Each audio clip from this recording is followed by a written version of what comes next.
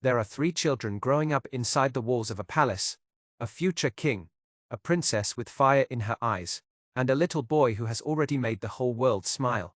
George, Charlotte, Louis, Diana's grandchildren, the children she never got to hold, never got to whisper secrets to, never got to embarrass at school drop-off, never got to watch grow into the extraordinary people they are already becoming. Diana George was even born. And yet, if you look closely enough, she is in all three of them, in the way they were raised, in the values they carry, in the father who refused to let them grow up without knowing exactly who their grandmother was and why she mattered. This is the story of the royal children Diana never met, and the remarkable way she is raising them still. Welcome to Northwire. George Alexander Louis was born on the 22nd of July 2013. Diana had been gone for nearly 16 years, when William held his firstborn son for the first time, the boy who would one day be king. Those who were there say he was overwhelmed in a way that went beyond the ordinary joy of new parenthood. Because William knew something in that moment that was equal parts beautiful and heartbreaking. His mother should have been there. Diana had always talked about being a grandmother. Those close to her say it was one of the things she looked forward to most. She adored children, not in the performative way that royals are expected to adore children, but genuinely, instinctively, with her whole heart. She would have been extraordinary at it. The kind of grandmother who gets on the floor, who ruins her good clothes, who tells the children things their parents would rather she didn't, who loves loudly and without protocol. George never got that grandmother. Neither did Charlotte, born in May 2015. Neither did Louis, born in April 2018. Three children who carry Diana's blood, Diana's legacy, and Diana's name in the middle of their family's story, without ever once having felt her arms around them. That absence is the quiet grief that runs beneath everything in this story. But it is not the whole story.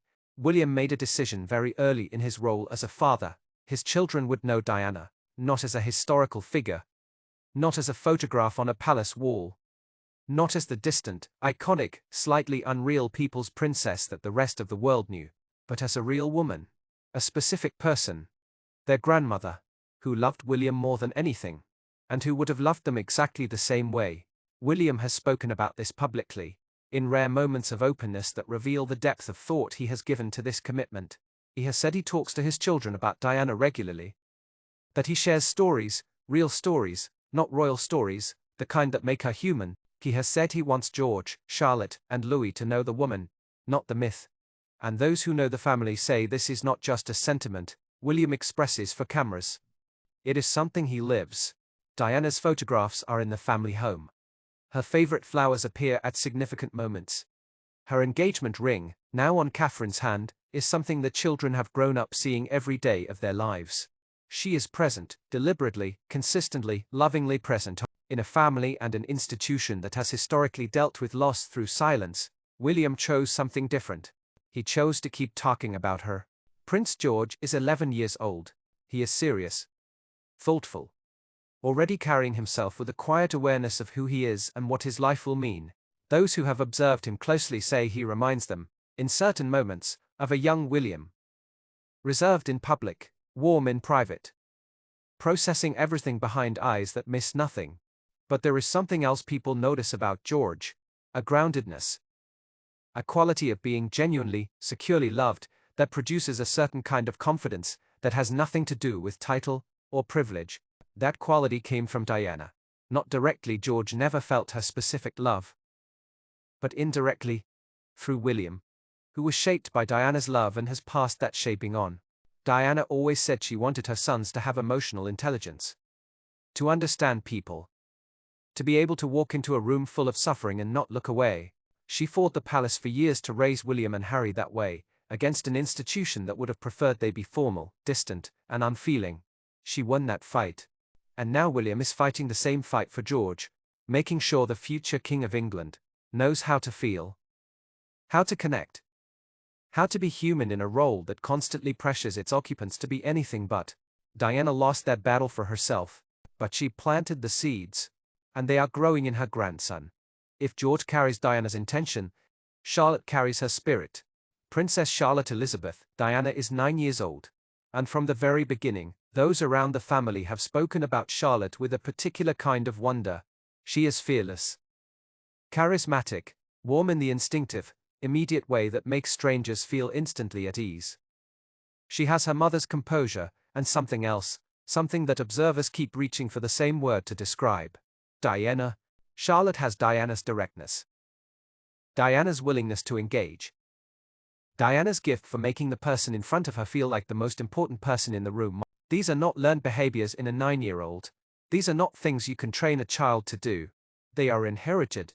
And William and Catherine have given Charlotte something Diana never fully had inside the palace: the freedom to be exactly who she is. Diana fought her entire royal life to express her true nature in a system that wanted to contain it. Charlotte is growing up in a version of that system that William has deliberately made more human, more warm, more like the family Diana always believed the monarchy could be. Diana's name lives in Charlotte's full name. Princess Charlotte Elizabeth Diana, but it lives even more fully in the girl herself. Louis, the joy Diana would have adored. And then there is Louis. Prince Louis Arthur Charles is 8 years old. And he is pure, undiluted joy. The world fell in love with Louis at the coronation, when his expressions, completely unfiltered, completely unconcerned with royal protocol, became some of the most shared images of the entire ceremony. But those who know the family say the Louis the world sees on balconies and at public events is exactly the Louis who exists at home, exuberant, hilarious, completely himself in every situation. Diana would have been absolutely besotted with him, because Louis is what Diana always fought for her children to be allowed to be: free, joyful, unburdened by the weight of the crown in his every waking moment.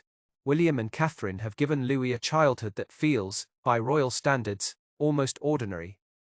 Laughter at the dinner table, silly moments at public events, a little boy who has no idea yet, or perhaps simply doesn't care that he is royalty. That is Diana's parenting philosophy, living in a third generation. The belief that childhood should be protected, that joy matters, that a child should be allowed to simply be a child, even inside the walls of a palace. Louis doesn't know Diana. He never will in the way that matters most. But he is living proof that she changed everything. There is a photograph that William keeps. Diana holding him as a baby. Her face turned toward the camera, lit up with a love so unguarded, so complete, that it reaches through the decades in the glass and lands somewhere deep. William has shown that photograph to George, Charlotte and Louis. He has told them, "This is your grandmother. This is the woman whose love made me the father I am trying to be for you." 3 children who never felt her hands or heard her voice or knew the specific warmth of being loved by Diana, Princess of Wales. And yet, in the way they move through the world, in George's quiet depth, in Charlotte's fearless warmth, in Louis's unbridled joy, she is unmistakably there. Diana once said that she wanted her legacy to be the love she left behind, not the titles, not the photographs, not the flowers outside the palace gates, the love. And it survived. It passed from her to William, from William to 3 children who carry it forward without even knowing the full weight of what they carry. The royal children Diana never met, raised, in every way that matters, by her. That is the most extraordinary royal story of all, and it belongs entirely to her. Subscribe to Northwire, because Diana's legacy is not history. It is still happening. Right now, in 3 children growing up inside a palace, loved the way their grandmother taught their father to love. Thank you for watching Northwire. Subscribe and turn on your notifications. New royal stories every week. The crown has secrets. We uncover them. See you in the next one.